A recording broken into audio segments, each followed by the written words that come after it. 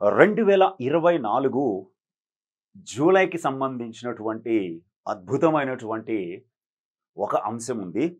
అది అన్ని రకాల పోటీ పరీక్షలకి కూడా ఉపయోగపడడం జరుగుతుంది. అదే పూర్తి స్థాయి కేంద్ర బడ్జెట్. పూర్తి స్థాయి కేంద్ర బడ్జెట్. కేంద్ర బడ్జెట్ 2024-25 పూర్తి స్థాయి కేంద్ర బడ్జెట్ నమోదు, ఎలాంటి రికార్డులు నమోదయ్యాయి అనేటువంటి కీలకమైనటువంటి అంశాలను ఇప్పుడు మనం డిస్కస్ చేద్దాం. కేంద్ర బడ్జెట్ ఎన్నికల సమయంలో మధ్యంతర బడ్జెట్ని, ఓట్ ఆన్ అకౌంట్ బడ్జెట్ని పెట్టి ఆమోదించుకొని కొత్తగా ప్రభుత్వం ఏర్పడిన తరువాత ఫుల్ టైం బడ్జెట్ని ప్రవేశపెట్టారు. ఈ కేంద్ర బడ్జెట్ని జనరల్గా మనకి తెలిసిందే, భారత రాజ్యాంగంలోని ఆర్టికల్ 112 దీన్ని తెలియజేస్తుంది. దీన్ని యాన్యువల్ ఫైనాన్స్ స్టేట్మెంట్ అని పిలుస్తారు. ఈ యాన్యువల్ ఫైనాన్స్ స్టేట్మెంటు మనకి ఆర్థిక మంత్రి చేత ప్రవేశపెట్టబడడం జరుగుతుంది. అయితే ఆదాయ వ్యయాల లెక్కనే సింపుల్గా బడ్జెట్ అంటారు. 2024-25కు సంబంధించిన బడ్జెట్ని కేంద్ర ఆర్థిక శాఖ మంత్రి నిర్మలా సీతారామన్ గారు జూలై 23, 2024న ఈ బడ్జెట్ని లోక్సభకి ప్రవేశపెట్టడం జరిగింది. నిర్మలా సీతారామన్ గారు. అయితే నిర్మలా సీతారామన్ గారు ఆర్థిక మంత్రిగా ఇది వరుసగా ఆమెకి 7వ బడ్జెట్. సీతారామన్ గారికి వరుసగా ఇది 7వ budget, 7th budget or 7th consecutive budget of Nirmala Sitharaman. అయితే అత్యధిక బడ్జెట్లు వరుసగా పెట్టినటువంటి ఆర్థిక మంత్రిగా నిర్మలా సీతారామన్ చరిత్ర సృష్టించారు. గతంలో వరుసగా 6 బడ్జెట్లని మొరార్జీ దేశాయ్ గారు ప్రవేశపెడితే వరుసగా 7 బడ్జెట్లు ప్రవేశపెట్టిన ఆర్థిక మంత్రిగా నిర్మలా సీతారామన్ చరిత్ర సృష్టించారు. అందులోనూ మహిళగా కూడా చరిత్రే. అయితే నరేంద్ర మోదీ 3వసారి ప్రమాణ స్వీకారం చేసిన తరువాత పెట్టిన తొలి బడ్జెట్ ఇది. అలాగే ఇప్పటికే మన్మోహన్ సింగ్ గారు, ప్రణబ్ ముఖర్జీ గారు ఆర్థిక మంత్రులుగా వరుసగా 5 చొప్పున బడ్జెట్లని ప్రవేశపెట్టారు. పార్లమెంటు వర్షాకాల సమావేశాలు సాధారణంగా మనకి 3 సార్లు సమావేశం అవుతుంది. ఆ 3 సార్లలో వర్షాకాల సమావేశాలు జూలై 22, 2024న మొదలవగా తొలి రోజున ఆర్థిక మంత్రి నిర్మలా సీతారామన్ ఆర్థిక సర్వే 2023-24ని ప్రవేశపెట్టారు. Economic survey. బడ్జెట్ పై చర్చకు 20 గంటల సమయాన్ని కేటాయించారు. అయితే ఈ బడ్జెట్ ప్రసంగాన్ని నిర్మలా సీతారామన్ మొత్తంగా 86 నిమిషాలు కొనసాగించడం జరిగింది. 86 మినిట్స్.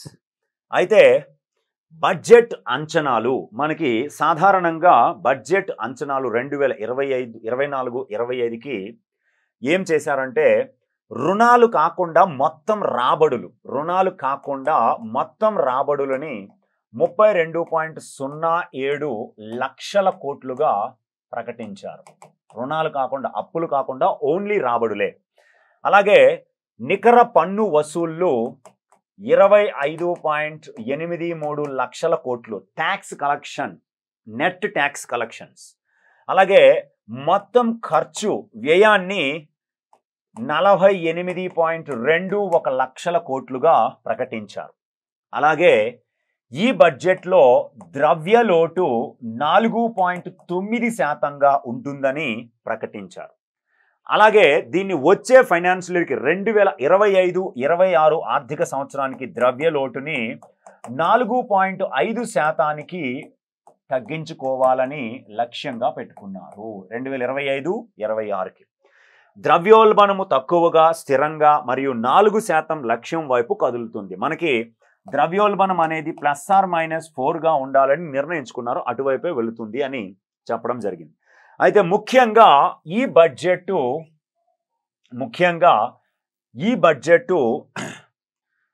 4 అంశాలపైన ఫోకస్ పెడుతుంది అని సీతారామన్ ప్రకటించారు. 4 అంశాలు. ఆ 4 అంశాల్లో ఒకటవది ఉపాధి, ఎంప్లాయ్మెంట్. రెండవది నైపుణ్యము, స్కిల్స్. మూడవది ఎంఎస్ఎంఈ, సూక్ష్మ చిన్న మధ్య తరహా పరిశ్రమలు, micro small and medium enterprises.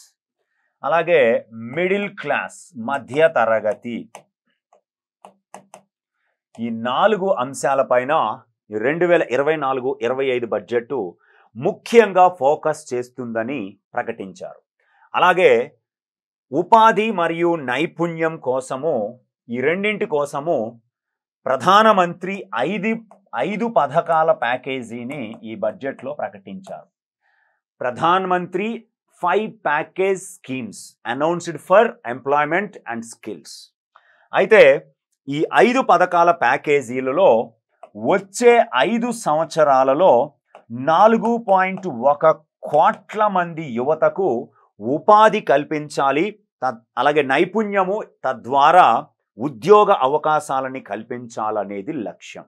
ఈ 5 పథకాల ప్యాకేజీ, ప్రధానమంత్రి 5 పథకాల ప్యాకేజీలో వచ్చే 5 ఏళ్లలో 4.1 కోట్ల మందికి ఉపాధి, ఉద్యోగ, నైపుణ్య, ఇతర అవకాశాలు కల్పించాలనేది ఈ బడ్జెట్ లక్ష్యము. అలాగే మనకి పథకం ఏ, స్కీమ్ ఏ అంటారు, 1వ పథకము ఈ ఉపాధి ఉద్యోగ కల్పన కోసం ఉద్యోగుల భవిష్య నిధి, ఈపీఎఫ్ అంటారు, ఎంప్లాయీస్ ప్రావిడెంట్ ఫండ్ ఆర్గనైజేషన్. ఈ ఉద్యోగుల భవిష్య నిధిలో రిజిస్టర్ చేసినట్లుగా మొదటిసారి ఉద్యోగులకు, అంటే ఫస్ట్ టైం ఉద్యోగంలో చేరి ఈపీఎఫ్ఓలో రిజిస్టర్ చేసుకున్న ఉద్యోగులకు 3 వాయిదాలలో 15,000 రూపాయలని వరకు ఒక నెల జీతము అందించబడుతుంది. 3 వాయిదాల్లో 15,000 వరకు ఒక నెల జీతం అందించబడుతుంది. అలాగే పథకం బి, ఇది పథకం ఏ. ఇప్పుడు పథకం బి, ఈ పథకం బిలో మనకి తయారీ రంగంలో ఉద్యోగ కల్పన అనేది దీని ఉద్దేశం. పథకం ఏ అనేది ఉద్యోగంలో కొత్తగా చేరిన వారు, పథకం బి అనేది తయారీ రంగంలో ఉద్యోగ కల్పన. ఉద్యోగి మరియు యజమానికి ఉద్యోగంలో మొదటి 4 సంవత్సరాల్లో వారి ఈపీఎఫ్ఓ చందాకి సంబంధించిన నిర్దిష్ట స్థాయిలో నేరుగా ప్రోత్సాహం. అంటే ఉద్యోగికి, యజమానికి ఇద్దరికీ కూడా ఈపీఎఫ్ఓ చందాలో 4 సంవత్సరాలు, మొదటి 4 సంవత్సరాలు సంబంధించి ఒక నిర్దిష్ట స్థాయిలో ప్రోత్సాహకాన్ని అందించబోతున్నారు. అది పథకం బి. పథకం సి, పథకం సిలో మనకి యజమానులకు మద్దతు, కంపెనీ యజమానులకు మద్దతు ఇస్తారు.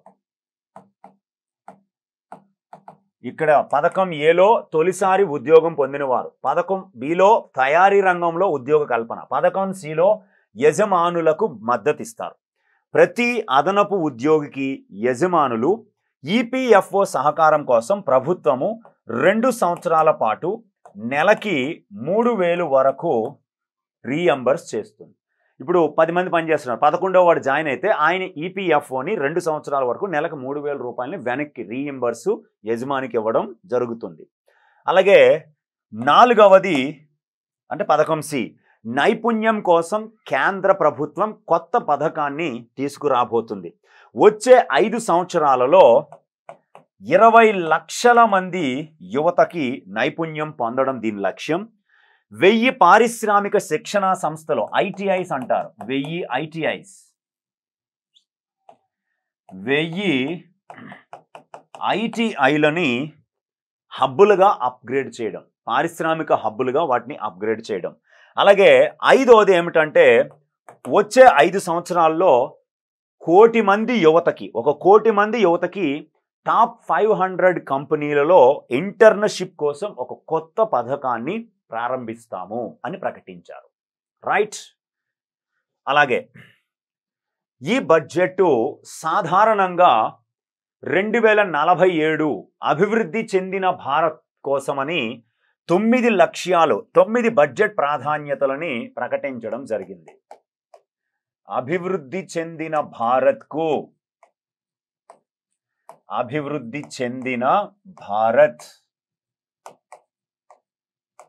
దాన్నే మనం వీక్షిత్ భారత్ అంటారు. వీక్షిత్ భారత్ మనం తెలుగులో వికసిత భారత్ అంటాం. సాధనకు, అభివృద్ధి చెందిన భారత్ సాధనకు ప్రాధాన్యతలు. మొత్తంగా మనకి ఈ అభివృద్ధి చెందిన భారత్ కోసమని బడ్జెట్లో 9 ప్రాధాన్యతలని ప్రతిపాదించడం జరిగింది. 9 ప్రాధాన్యతలు చాలా ఇంపార్టెంట్. ఒకటవది వ్యవసాయంలో ఉత్పాదకత మరియు స్థితిస్థాపకత, production in agriculture and resilient agriculture. రెండవది ఉపాధి మరియు నైపుణ్యం, ఉపాధి మరియు నైపుణ్యం, ఎంప్లాయ్మెంట్ అండ్ స్కిల్స్. మూడవది మానవ వనరుల అభివృద్ధి, సామాజిక న్యాయం, human resources development and social empowerment. Next నాలుగవది తయారీలు మరియు సేవలు, మ్యానుఫ్యాక్చరింగ్ అండ్ సర్వీసెస్. ఐదవది పట్టణ అభివృద్ధి, అర్బన్ డెవలప్మెంట్. శక్తి భద్రత, energy security or securing in energy. మౌలిక సదుపాయాలు, ఇన్ఫ్రాస్ట్రక్చర్. ఎనిమిదవది ఆవిష్కరణ, పరిశోధన మరియు అభివృద్ధి, ఇన్నోవేషన్, రీసెర్చ్ అండ్ డెవలప్మెంట్. తదుపరి తరం సంస్కరణలు, నెక్స్ట్ జనరేషన్ రీఫార్మ్స్ అనే 9 ప్రయారిటీస్ని ప్రత్యేకించి బడ్జెట్లో ప్రతిపాదించడం జరిగింది. అలాగే ఈ బడ్జెట్కి మొత్తంగా వ్యయము, టోటల్ ఎక్స్పెండిచర్గా మనకి 48,20,512 కోట్లుగా మొత్తం వ్యయాన్ని ప్రకటించారు. అందులో మూలధన వ్యయంగా 11,11,111 కోట్లు. అలాగే 2023-24 బడ్జెట్తో పోలిస్తే ఈ మూలధన వ్యయము 16.9% ఎక్కువ గత మూలధన వ్యయంతో కలిస్తే. అలాగే రెవెన్యూ వసూళ్లు 31,29,200 కోట్లు. ట్యాక్సుల ద్వారా తదితర ఆదాయాలన్నింటినీ కూడా రెవెన్యూ వసూళ్లు అంటారు. అలాగే నికర పన్ను వసూళ్లు, నెట్ ట్యాక్స్ రిసీట్స్ అంటారు, 25,83,499 కోట్లు. అలాగే పన్నేతర ఆదాయం, నాన్ ట్యాక్సెస్ ఇన్కమ్ అంటారు, ఇది 5,45,701 కోట్లుగా ప్రకటించారు. బడ్జెట్లో మనకి ఖర్చులు చూసాము. ఇప్పుడు కేటాయింపులు, బడ్జెట్లో అలొకేషన్స్ని ఒక్కసారి మనం చూస్తే అత్యధికంగా రక్షణ రంగానికి 4.56 లక్షల కోట్లని ప్రకటించడం జరిగింది. 4.56 lakh crore డిఫెన్స్ సెక్టర్. అలాగే గ్రామీణ అభివృద్ధికి, రూరల్ డెవలప్మెంట్కి 2,65,808 కోట్లని గ్రామీణాభివృద్ధికి ప్రకటించారు. వ్యవసాయము, దాని అనుబంధ రంగాలకి, అగ్రికల్చర్ అండ్ అలైడ్ సెక్టర్స్కి 1,51,851 కోట్లని ప్రకటించారు. హోంశాఖకి 1,50,983 కోట్లు కేటాయించారు. విద్యా రంగానికి 1,25,638 కోట్లు కేటాయించారు. ఐటీ మరియు టెలికాం సెక్టర్కి 1,16,342 కోట్లు కేటాయించారు. ఆరోగ్య రంగానికి 89,287 కోట్లని ప్రకటించారు. ఎనర్జీ, ఇంధన రంగానికి 68,769 కోట్లని కేటాయించారు. సాంఘిక సంక్షేమం సోషల్ వెల్ఫేర్కి 56,501 కోట్లు ప్రకటించారు. వాణిజ్యము మరియు పరిశ్రమలకి 47,559 కోట్లు కేటాయించారు. గ్రామీణ ఉపాధి హామీ పథకానికి 86,000 కోట్లని ప్రకటించారు. Rural employment guarantee.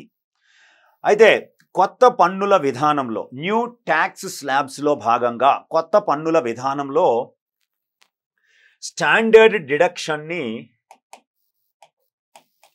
50,000 రూపాయల నుంచి 75,000 రూపాయలకి పెంచడం జరిగింది. అంటే దీనివలన పన్ను చెల్లింపుదారులకి ఒక 25,000 రూపాయలు లబ్ధి చేకూరుతుంది. అలాగే పెన్షనర్ల కుటుంబ పెన్షన్ పైన కూడా 15,000 నుంచి 25,000కి మినహాయింపుని పెంచడం జరిగింది పెన్షనర్స్ వారి ఫ్యామిలీస్. అయితే ఇప్పుడు కొత్తగా మార్చిన పన్ను రేట్లు ఎలా ఉంటాయి అంటే ఆదాయము 0 నుంచి 3 లక్షల రూపాయల వరకు ఉంటే నో ట్యాక్స్ అండి, అసలు పన్ను లేదు. 3 లక్షల నుండి అంటే 3,01,000 రూపాయి నుండి 7 లక్షల వరకు ఆదాయం ఉంటే 5% ట్యాక్స్ పడుతుంది. ఆ తర్వాత 7 లక్షల నుండి 10 లక్షల వరకు ఉంటే 10% ట్యాక్స్ చెల్లించాలి. అలాగే 10 లక్షల నుండి 12 లక్షల వరకు ఉంటే ట్యాక్స్ 15%గా ఉంటుంది. అలాగే 12 లక్షల నుండి 15 లక్షల వరకు ఉంటే ట్యాక్స్ 20%గా చెల్లించాలి. అలాగే 15 లక్షలు అంతకంటే ఎక్కువ అబవ్ ఉంటే 30% ట్యాక్స్గా చెల్లించాలి. అయితే ఈ కొత్త పన్ను విధానంతో జీతం పొందుతున్న ఉద్యోగి తన ఆదాయపు పన్నులో సుమారుగా యావరేజ్న 17,500 రూపాయలని ఆదా చేస్తారని బడ్జెట్ ప్రసంగంలో నిర్మలా సీతారామన్ ప్రకటించారు. ఓకే, అయితే మరికొన్ని హైలైట్స్ని తీసుకుంటే మనకి ముద్రా రుణాలు అంటారు. ముద్రా రుణాలు micro units refinance development agency అంటారు. వాటిని ముద్ర అంటారు. ఈ ముద్ర అనేది మనకి 3 రకాలుగా ఎంఎస్ఎంఈలకి భారతదేశంలోని గ్రామీణ ప్రాంతాల్లో కుటీర పరిశ్రమలు కావచ్చు, చిన్న మధ్య సూక్ష్మ పరిశ్రమలకి తమ కస్టమర్లు లోన్స్కి వచ్చిన కస్టమర్లని 3 రకాలుగా విభజిస్తుంది. శిశు, కిషోర్, తరుణ్ అని. శిశు కేటగిరీలో పడిన కంపెనీలకి 50,000 రూపాయల వరకు, తరుణ్ కేటగిరీలో పడిన కిషోర్ కేటగిరీలో పడిన వారికి 5 లక్షల వరకు, తరుణ్ కేటగిరీలో పడిన వారికి 10 లక్షల వరకు ఇప్పటి వరకు ఉండేది. అయితే ఈ ముద్రా రుణాలని ఇప్పుడు ఈ బడ్జెట్లో 20 లక్షల రూపాయలకి పెంచడం జరిగింది. అంటే తరుణ్ కేటగిరీని 20 లక్షలకు పెంచారు, 10 లక్షల నుంచి. శిశు కేటగిరీలో 50,000 వరకు రుణం ఇస్తారు. కిషోర్ కేటగిరీలో 50,000 దాటి 5 లక్షల లోపు రుణం ఇస్తారు. తరుణ్ కేటగిరీలో 5 లక్షలు దాటి 20 లక్షల వరకు రుణం ఇస్తారు అనేది కొత్తగా ప్రతిపాదన. అలాగే ఈ బడ్జెట్లో 3 క్యాన్సర్ మందుల పైన కస్టమ్స్ డ్యూటీని మినహాయించడం జరిగింది కేంద్రం. దిగుమతి పన్ను అనుకోండి సింపుల్గా. ఆ మందులు ఏమిటంటే ట్రాస్టూజుమాబ్,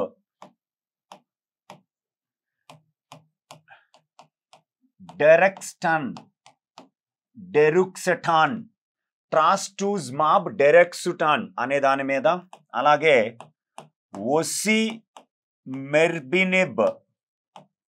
మెర్టినిబ్, అలాగే దుర్వాలుమాబ్, ఈ 3 రకాల క్యాన్సర్ మందుల పైన పూర్తిగా కస్టమ్స్ డ్యూటీని తొలగించడం జరిగింది. అలాగే విదేశీ కంపెనీలపై కార్పొరేట్ పన్నును లేదా కార్పొరేట్ ట్యాక్స్ని 35%కి తగ్గించడం జరిగింది. 35%. గతంలో ఇది 40%గా ఉండేది, ఇప్పుడు దాన్ని 35%కి తగ్గించారు. అలాగే దేశంలో ఎంపిక చేసిన 100 నగరాలలో స్ట్రీట్ ఫుడ్ హబ్స్ని ఏర్పాటు చేయబోతున్నారు. 100 street food hubs will be established in India. 100 street food hubs